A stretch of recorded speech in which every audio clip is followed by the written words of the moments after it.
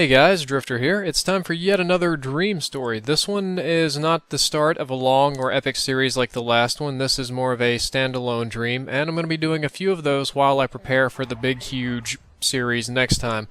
This dream happened less than 24 hours ago, and it's the reason that I'm doing this video. This is how I woke up this morning. I woke up this morning not feeling so great, not feeling too happy or amused, you would say, and I've got good reason for it. Kind of grumpy at work today.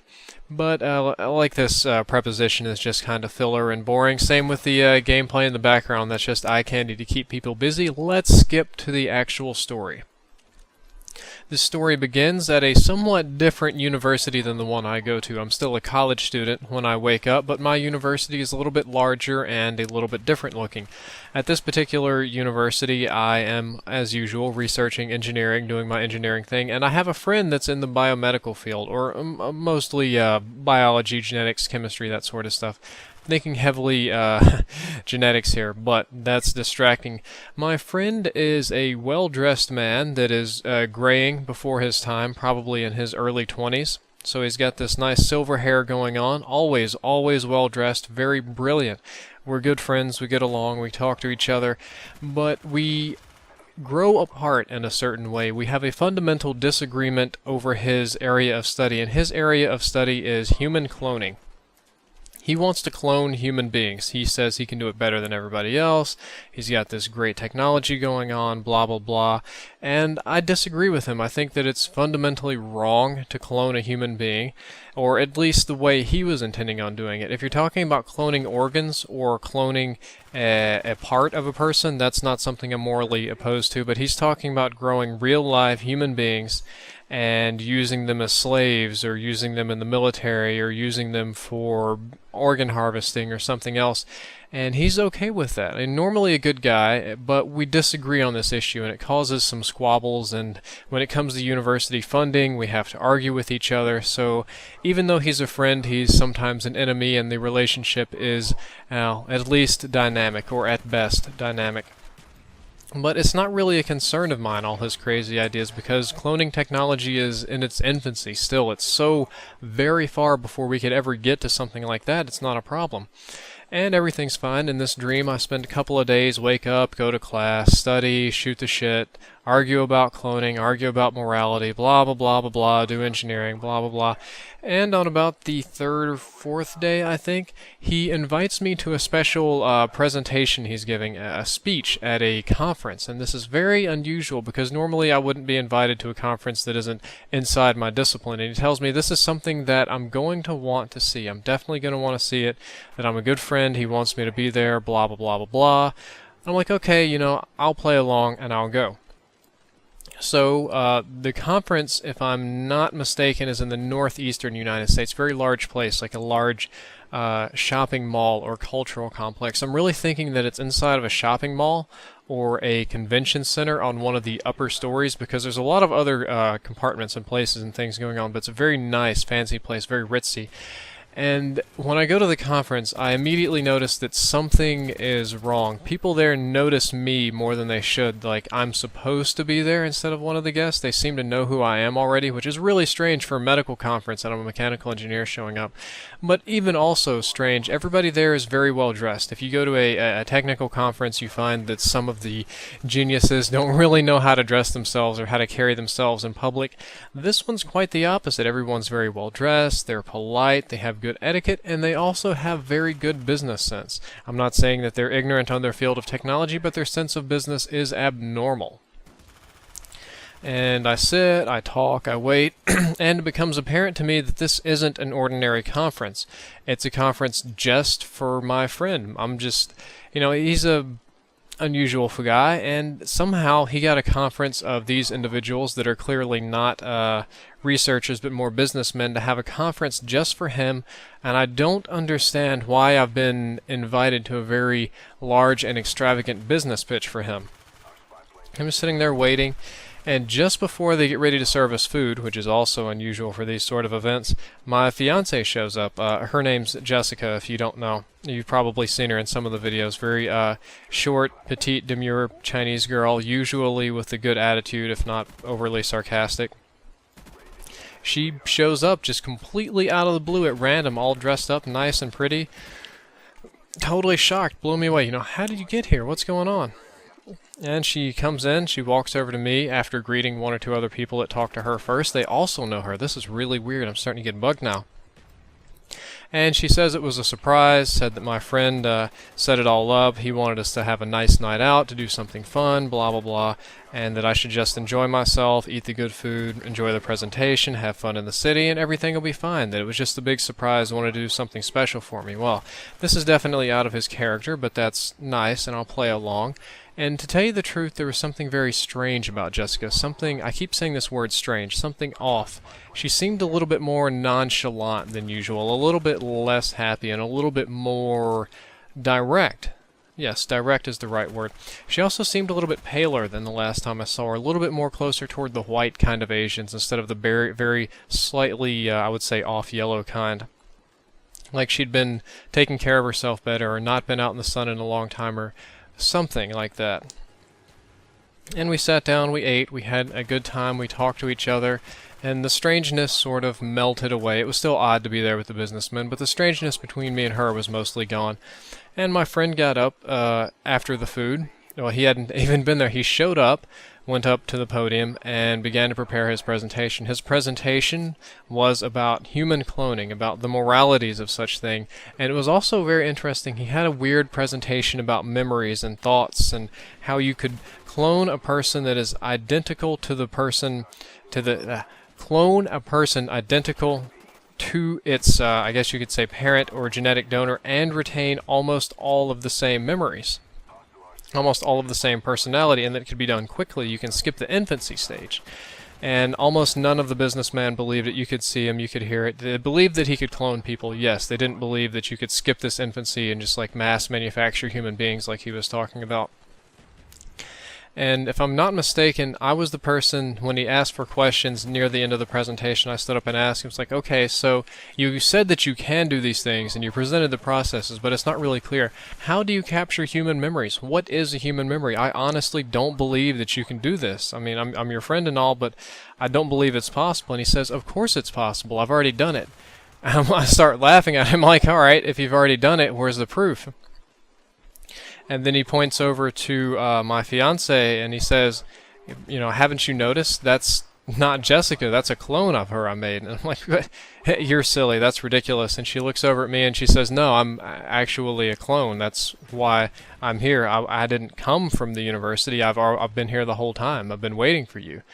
And I just like, you know, what are you talking about? I was like, this, you know, I talked to my friend, since he's obviously not the nicest of guys. Now, he has this really a somewhat more benevolent Ozymandias or Lex Luthor feel to it, so I'm just going to call him Lex for now. I kind of like that. It's very short, and I don't have to say Ozymandias, Ozymandias, Ozymandias, Ozymandias. Bleh. Tongue twister. Besides, the dog's name is Ozzy. And I'm still not buying it. I think it's a big joke. I think it's a trick. Somebody's messing with me. Maybe this is his idea of poking fun at me and me fighting for him for budget. He says, okay, you know, if you don't believe me, I'll bring another one in. And he opens up his cell phone, calls it right there on stage, yeah, blah, blah, blah. No, it's like we said, come on in. And in through the front door walks yet another version of Jessica. This one looks not quite as good as the first one, just slightly older feeling perhaps, has the tan, has a few wrinkles maybe, has maybe a dimple or two on the face, something resembling that she has lived for a longer period of time, like that's the older clone. We're going to get to that part. And as I look at the two for just a second, I start realizing that that is indeed two Jessicas. They're identical to each other. And the second one speaks up and is like, oh, hi, Brad. How's everything going? Blah, blah, blah. I heard you didn't believe Lex, so I decided to come in here and say what's up, blah, blah. And she comes over and asks the businessman beside me if he would like to move. So there I am sitting between two identical copies of my fiance, or is one the original, or is this a joke? Did he find two very similar looking Asian girls and trick me? What's going on here? And they talk to each other and they explain to me that they're clones, and the one that's a little bit rougher looking explains that she was cloned some 6, 7, 8 months ago, and the very fresh one says that she was cloned less than 2 weeks ago. And they explain that the slight differences they see are just natural human wear and tear. And the more I look at the slightly older one, I realize that even the slightly older one was looking a little bit better than the actual Jessica. A little bit few less blemishes, a little bit few less little dry patches here and there, no gray hair, nothing, no. And then I'll look over at the very fresh one, and the skin is very, very soft, like baby skin. It's never been touched, it's never been poked, stretched, strained, or anything. And I'm flabbergasted, and so are all the businessmen. They're whispering to each other. They don't believe it. They don't halfway believe it, and I'm blown away, trying to keep my cool. And Lex decides to interrupt, and he says, "You know, Brad, don't worry about it. These are clones, and they're not the real Jessica. I didn't hurt the real Jessica. You know, she's back in at the university, and everything's fine. Blah blah blah." She doesn't even know about this, and I'm like, "Well, if she doesn't even know about this, how the hell did you get the memories? How did that happen?" And he tries to explain to me by some process where he doesn't even need to meet the person. All he needs is the DNA, and he can recreate them as they were at that time. And it's blowing the businessman away. And he soon announces that the formal meeting time, the together time, the discussion is over, and that if those that are interested can stay and talk, anybody else is free to leave. But of course, by this point, all the businessmen are interested. This cloning is real. Not only can we clone people, we can clone adult people. We can clone them with memories and all that sort of stuff. And the rest of the evening is filled with conversation about what comprises a human being. I'm speaking with two different versions of my fiance, and they each have her memories. They each, I mean, they both love me, but they know that they're not real. They have memories of the other Jessica, but even though they have those memories, they can't disagree with them, and they still love me. They still like me. Each one wants me. Each one seems to be hinting maybe that they would like to get rid of the other one, or get rid of the original, or something like that, or that I should run away with them. And it's just very strange, and I'm trying to be cordial. And if you ask a direct question and the answer is always no, blah blah blah, I'm a clone, I belong to Lex, I'm a piece of property, this and that, but you can tell the subtext is different. The subtleties in the speech indicate a desire for freedom. All the businessmen are congratulating my friend, who affectionately named Lex, has created people that are all, how much can you do it for? How much does it cost? Blah, blah, blah. Can I get this? Can I get that? Does this government agency know about it? Did the Chinese help you? Are the Russians involved? Is it legal here? Do you think we can get the UN to play along? Blah, blah, blah. I own such and such pharmaceutical company. I'll outbid anybody here on your technology. He's having a ball. But he's also staying very close to me. He's listening to my conversation with the two girls as well, the two Jessicas. He wants to know what we're talking about, because even though I'm playing it calm, I'm playing it cool, collected, I am raging. There's an inferno raging inside of me, a fury, a hatred like you couldn't possibly understand. I felt violated in the most basic of ways. It would be worse than being stripped naked and flogged in Times Square. It feels like somebody invaded and stole a part of my soul. The fury, there is not words in the English language to describe the anger that I was feeling, or that particular type, but at the same time, I'm not a fool. I know that I have to keep my patience. If I want revenge, if I want safety, if I want freedom or death for the clones, then I have to do it later. That was another thing I was considering. You know, maybe I should just kill these clones and go back to the original. Well, why would you kill a clone? Is the clone not indeed a human being? Yes, it's a human being. Does it have a soul? I don't know. What if it doesn't have a soul? What if there is no souls? What if they are identical copies to Jessica? What if a person is no more than a collection of memories, or an arrangement of atoms or cells that can be reproduced anytime, anybody, by anywhere? What if the thing that makes you so unique isn't that unique at all, and that it's only different, and that it could so easily be recreated? These sort of things were flowing around in my head amongst the rage and the anger, but all the conversation was polite. It was friendly. It was, it's okay, I understand. This made a good point. I was wrong. Don't worry about it. Everything's going to be fine. Every now and then I reach into my pockets, pretending like I'm reaching for my cell phones, and I feel just to make sure that my knife that I carry with me is always there. Just so you guys know, in real life I do almost always carry a knife with me. It's a little 3.5-inch pocket knife. I don't carry it to stab people. It's just a tool. You'd be surprised how often a knife can come in handy. Just making sure that in case the opportunity presents itself, I'm definitely going to stab Lex right in the back, or through the back of the neck, or through his spine, or slash him across the throat, or gouge his eyes out, or both. Or if the opportunity presents itself, I was halfway attempted to eliminate the clones, or at least I was at first before I spoke to them. They're and realized that they were people and that they were so identical to the real Jessica. I was wondering, what if the second clone that looked a little bit more worn, what if that was the real Jessica? What if the first one was the real Jessica and the one that looked a little bit more worn was maybe the copy that didn't go right? What if there was no real Jessica? What if the real Jessica I know was something that he invented years ago using somebody else's memories and everything was wrong? It was so subtly wrong. But they had their own game. The clones, that is. They had their own game. They were talking to me, whispering things to one another, but they weren't whispering so loudly that they couldn't be heard because they knew that Lex was listening. But they were talking very subtly and using visual cues when he couldn't. When he was gloating with the businessman or making plans, they would say, you know, I would absolutely kill for a drink. And every time they would wink the eye closest to Lex when they said the word kill. So it'd be every time I would wink kill for a drink. Maybe we should kill Ozzy. Or, you know, it's like, oh, do you remember that time when back in the day you just swept me off my feet and carried me wink away and out of the wink building? And there were plans being made amongst ourselves, casual conversation between two different clones, each of them in love with me, separate from the original that I couldn't even contact. I tried calling, but there was some sort of blocker in the room, non-disclosure agreements or no cameras allowed or something was the expression. I decided not to leave. I didn't think it was in my best interest to leave, my best health concerns to leave. After a while, the party died down, and the businessmen made their agreements. They'd left, they'd go talk to lawyers or get paperwork, and the crowd really, really thinned out. It left mostly me, Lex, the two Jessicas, and some of the more persistent businessmen. And I decided it was a good time to step out. So I stepped out of the conference room up onto a walkway on, I believe, what was the third story of maybe a very large conference building or a mall with a party room or a presentation room or something. And one of the Jessicas followed me out. The other one stayed in the room with Lex. I believe it was the younger one that followed me out, the one with less blemishes. And she leaned over the railing with me and asked if I wanted to come away with her, and I said no, that I couldn't. The real Jessica was waiting on me, and she asked me, "Are you sure?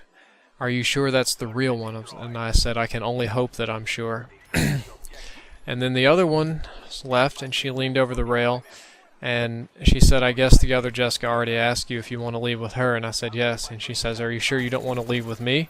And I said, "No, I don't want to leave with you, because the real Jessica, the really real Jessica, is waiting for me back at the house." And she says, "Are you sure? Don't I look a lot like her? Are you sure it's not me?"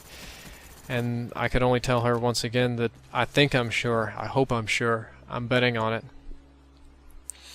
And they both looked at each other. The older one said, "I thought you'd say something like that." And they asked me if I was ready. And I said, "Yeah, I'm ready." And it's like, and I said, "Well, there's 3 of us and 1 of him, so it shouldn't be that hard." The younger one asked me if I had my knife. I answered that yes, of course I have my knife. I always carried it. She said, "Good." He said, "Me and the other Jessica are going to walk up to talk to him, and we're going to grab him. And when we grab him, we want you to stab him. We want you to kill him. We want you to keep stabbing until he stops moving." I asked him, I said, "Then what? Then what's the plan?" And I said, "The plan is we leave. We just go."